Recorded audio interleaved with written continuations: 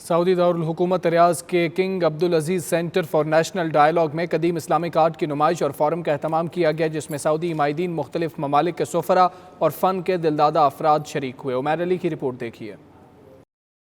سعودی دارالحکومت ریاض کے King Abdulaziz centre for national dialogue میں لیگیسی اسلامک آرٹ کے زیر اہتمام نمائش منعقد ہوئی۔ کیوریٹر فیصل السعودی کا کہنا تھا کہ نمائش میں پوری دنیا سے 7ویں صدی عیسوی سے لے کر 17ویں صدی عیسوی تک کے تقریباً 200 قیمتی نوادرات اور آرٹ کے فن پارے رکھے گئے ہیں، جن میں قدیم برتن، زیورات، قدیم اسلحہ اور دیگر اہم اشیاء شامل ہیں۔ We are here at the Forum of Islamic Art, and we grouped from the 7th century to the 19th century a vast variation of Islamic art pieces from Indonesia to Andalusia.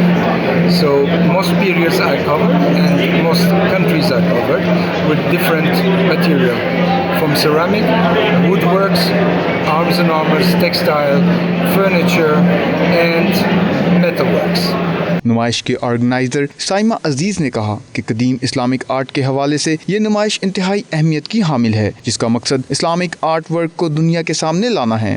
So first of all تو میں بہت زیادہ thank you کہنا چاہتی ہوں آپ سب کا یہاں پر آنے کے لیے، کیونکہ سعودی عربیہ میں پہلی دفعہ ہم ایسا اسلامک آرٹ کا ایونٹ کر رہے ہیں، انفیکٹ کہ پورے مڈل ایسٹ میں، جس میں 7th سینچری سے لے کر کے 19th سینچری تک اسلامک آرٹ کے پیسز آن ڈسپلے ہیں۔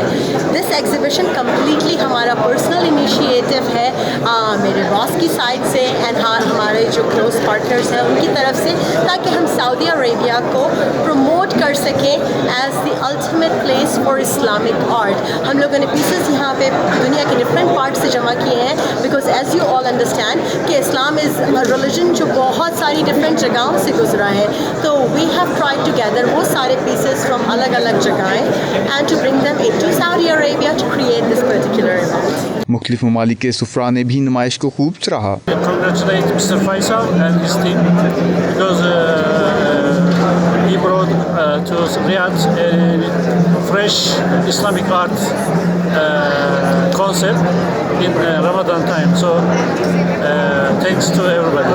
Maybe I'm wondering why the place is here, not the National Museum, because I think that there should be a chance for more people to see it, to attend, and to know more, to learn more about the Islamic civilization, the culture, the artifacts. So maybe the next time it should be exposed at the National Museum. I am here in the Islamic art exhibition.